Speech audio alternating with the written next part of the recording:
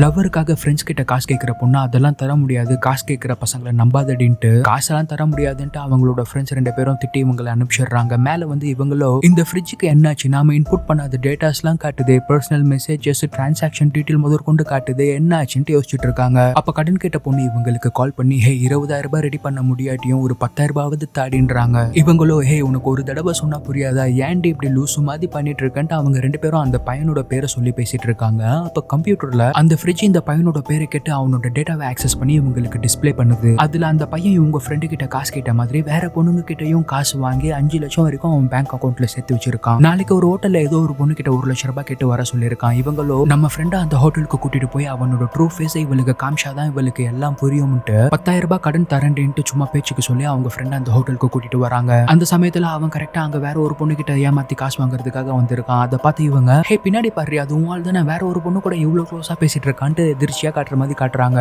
சரிவா அவனோட பக்கத்து டேபிள்ல உட்காந்து அந்த பொண்ணு யாருன்ட்டு கண்டுபிடிக்கலாம்னு போறாங்க. அப்ப அந்த பொண்ணு அவனுக்கு 1 லட்சம் ரூபாய் கொடுத்து எப்படியோ என்னோட அப்பாவை ஏமாத்தி கொண்டு வந்திருக்கான், ஆரம்பத்துல அவரை ஏமாத்தி உனக்கு கார் வாங்கி கொடுக்கறதுக்கே நான் ரொம்ப கஷ்டப்பட்டேன் அப்படின்றாங்க. அதை கேட்கிற இந்த பொண்ணுக்கும் செம ஷாக்கு. ஏன்னா அந்த காரை வச்சுதான் அவன் இவங்களை இம்ப்ரெஸ் பண்ணிருக்கான். இந்த பொண்ணு இவனுக்காக வாங்கி கொடுத்த ஐபேட அந்த பொண்ணுக்கு கொடுத்துருக்கான். அதை எடுத்து இந்த பொண்ணு காமிச்சு இப்பெல்லாம் நான் போன் யூஸ் பண்றதே இல்லை தெரியுமா, நீ வாங்கி கொடுத்த ஐபேட தான் யூஸ் பண்றேன்னு காட்டுறாங்க. அதெல்லாம் கேட்டு செம கடுப்பான இந்த பொண்ணு அவன் டேபிள் அண்ட ஏஞ்சி போய் நிக்கிறாங்க. அவங்கள பார்த்தோன்னா அந்த பையனுக்கு என்ன பண்றதுன்னே தெரியல. அந்த பொண்ணோட ஃப்ரெண்டு செத்தாண்டா சேகர்ன்ட்டு அங்கே இருந்து பார்த்துட்டு இருக்காங்க. யாருங்க நீங்க, வெயிட்ரஸா, இன்னும் ஜூஸ் வரலன்ட்டு சொன்னா நான் வெயிட்ரஸ்லாம் இல்லடி, அவன் நம்மள காசு கேட்டு ஏமாத்திட்டு இருக்கான், நீ வச்சிருக்க ஐபேடு நான் அவனுக்கு கொடுத்ததுன்றாங்க. உடனே அந்த பொண்ணு அவங்க கொடுத்த 1 லட்சம் ரூபாய்க்கு பிடிங்கிடுறாங்க. இவங்க ஒரு ஜூஸ் எடுத்து அவன் மேல ஊத்திட்டு அங்க இருந்து கோவமா கிளம்பிடுறாங்க. அதை பாக்குற அவங்க ஃப்ரெண்டு நம்ம ஃப்ரெண்டு இவ்வளவு கோவக்காரியான்ட்டு அவளை சமாதானப்படுத்துறதுக்காக பின்னாடியே வராங்க. வெளியே வந்தா அவங்களோட ஆளு அவன் ஃப்ரெண்ட்ஸோட அங்க சுத்திட்டு இருக்கான். நம்ம நைட்டு டின்னர் போனோம் தெரியாதா, நீங்க என்ன பண்ணிட்டு இருக்கன்ட்டு கேக்குறான். இல்லடா என்னோட ஃப்ரெண்ட ஒரு பையன் லவ் பண்றேன்ட்டு ஏமாத்திட்டான், நான் அவளை சமாதானப்படுத்திட்டு வரேன்றாங்க.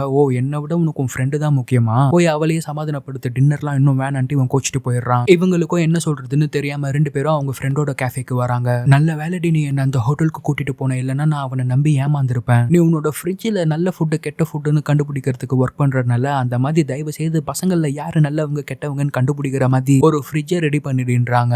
போடி ஒழுங்கா உருப்படுற வேலையை பாருடின்ட்டு அவங்க 2 பேரும் கிளம்பிடுறாங்க. மேல இவங்க ஆபீஸ்க்கு வந்து நம்மளோட ஆளு எப்படிப்பட்டவன்ட்டு பார்க்கலாமான்ட்டு அவனோட பேரை சொல்லி செக் பண்ணி பாக்குறாங்க. அப்ப அவங்களுக்கா செம்ம ஷாக்கு. அவனோட இன்ஸ்டா மெசேஜஸை பார்த்தா கிளினிக் வர பேஷண்ட், நர்சஸ் அவங்க எல்லாரையும் பத்தி அவனோட ஃப்ரெண்ட்ஸ் கிட்ட தப்பா அசிங்கமா பேசிட்டு இருக்கான். அது மட்டும் இல்லாம சிசிடிவி ஃபுட்டேஜ்ல அவன் கிளினிக் வரவங்கள அசிங்கமான ஆங்கிள் பார்த்துட்டு இருக்கான். அவன் பாக்குறது மட்டும் இல்லாம அவனோட ஃப்ரெண்ட்ஸுங்களுக்கு எல்லாம் ஷேர் பண்றான். அதை பாக்குற இவங்க என்ன பண்றதுன்னு தெரியாம அப்படியே ஷாக் ஆகி நிக்கிறாங்க. இன்னைக்கு அவங்கள டின்னருக்கு வர வேணாம்னு சொன்னதுக்கு காரணமும் அவன் ஃப்ரெண்டோட சேர்ந்து வேற ஒரு பொண்ணு கூட தப்பான வழியில போயிட்டு வந்திருக்கானுங்க.